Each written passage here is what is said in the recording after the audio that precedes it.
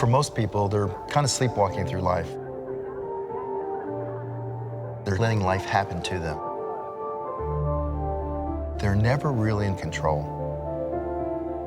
And you know, when you can put your mind where you want, when you want, for as long as you want, that opens up the freedom of truly living an incredible life. Self-awareness is a wake-up call to the world. So when someone is not self-aware, they really aren't aware of what's going on around them. And when that happens, we have a tendency to go down into our subconscious and do things we later regret. 10,000 years ago, when a saber-toothed tiger was near you, you would run. It was critical for your survival. Well, today, most of the things we have are perceived threats. Threats to our ego, threats to what people think about us.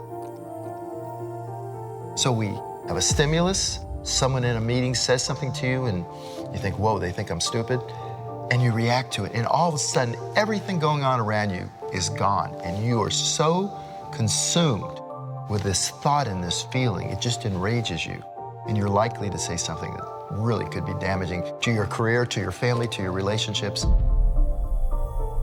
So what we want to do is, rather than having a stimulus immediately have you respond from this emotional area, which normally won't serve you, instead engage the most powerful thing we have as human beings, our prefrontal cortex.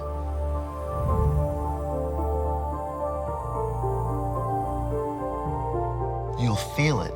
You'll feel it inside, that icky sauce. It kind of happens, it may be a lump in your throat or a feeling in your gut or a tightness in your heart or in your jaw. As soon as you sense that, stop. Stop. Take some water, take a deep breath. If we do that, we now engage the beautiful part, this part of us that really can make everything right. And we now gain control. You're not a victim anymore. You're actually in position to take charge, take control. Just because the world's been a certain way in the past doesn't mean it has to be that way in the future. And if you're willing to become self-aware, to wake up, we can change everything together. So as we kind of get into this conversation, you and me, the part I really want to emphasize is you're in control. You can become control in every aspect of your life. Psychology, psychotherapy, all that stuff is great, but nobody knows themselves the way you know.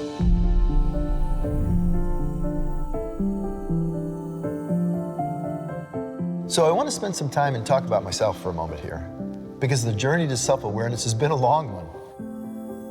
When I was a kid, I was always self-confident. I was passionate. I knew kind of what I wanted to do when I grew up. I wanted to be a doctor. Always had this ambition to be more, and that was driven by my ego. So I want to be really clear on that. That was a journey of myself wanting to be good, wanting to be the best. And it took me into college. In medical school, I graduated first in my class. I was picked as the intern of the year. Went to the top program in critical care and decided to be a critical care physician because I wanted to help the whole person. And I loved it. I went out thinking I was equipped to take care of the world, helped a lot of people over time in the ICU. But the one thing that started weighing on me is I never got anybody healthy. I kept them from drowning. They were like, bodies floating down the river. I'd pull them out and resuscitate them, put them back on dry land and send them on their way. But I never really moved upstream to find the hole in the bridge where they were falling into the water. And I noticed that in my life, the luster and the enthusiasm I had of going into work every day was starting to fade a little bit, and it was more becoming a job. Medicine was changing, becoming more big business, just wasn't right. And so I made a crazy decision, decided to leave that and focus on moving upstream and helping people create health.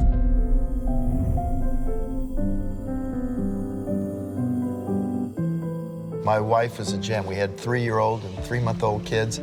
Gosh, it was tough. I mean, imagine taking young kids like that. So Lori came with me. We went out to Oregon to start this new idea of creating health. We lived on credit cards for 2 years, made no money. I wasn't a great businessman, but I had this idea and I stayed with it. And even though, I was writing credit card checks from one credit card to pay the interest on the other, just creative financing to get by, I was with my family. I was starting to bring joy back. We were traveling and enjoying ourselves. And though we didn't have any money, we had ourselves. We were connected to the things I valued most. That's where it started. I recognized I wanted to have that for others. I wanted to help people truly create better health and well-being in their lives.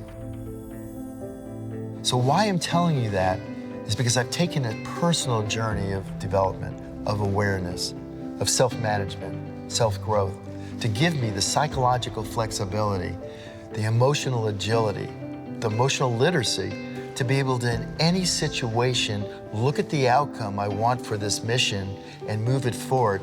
And once I realized that and started working on that, I realized that everything happening outside, all the thoughts I'm having, all the feelings I'm experiencing are not me. I'm the pure essence of this idea of creating optimal health and well-being, and now I can help you too.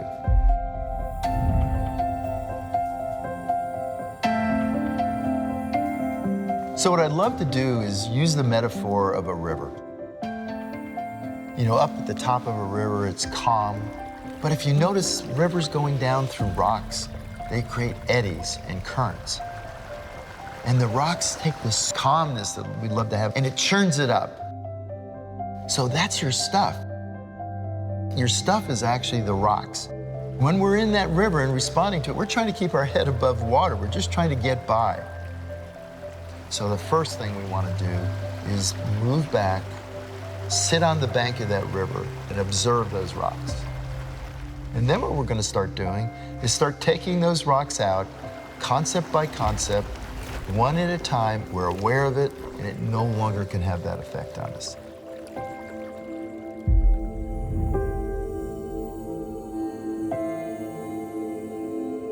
Take a deep breath, recenter ourselves, let those feelings pass. Those negative feelings take about 90 seconds, and then they're gone. And then this beautiful friend of yours, this brilliant mind that you have, the ability to really think and rationalize and choose the outcomes you want, then becomes present. It's important to realize it's not that difficult. This journey is simple, it's brilliant, and it will allow you over time to really focus on what matters most. And it's inside of us, it's our consciousness, it's our ability to sit back and look at all the things happening around us and maintain that calm, because we know things are gonna happen in our life. But if we can become the chief architect, designer, and thinker of our own lives, we can have full power, full control. You determine the outcome. It's possible, and we can think for ourselves in a way that supports the things that are important to us. We now have all the things that really matter to provide, be great parents, great friends, great community members, and put us in a place that the world sorely needs.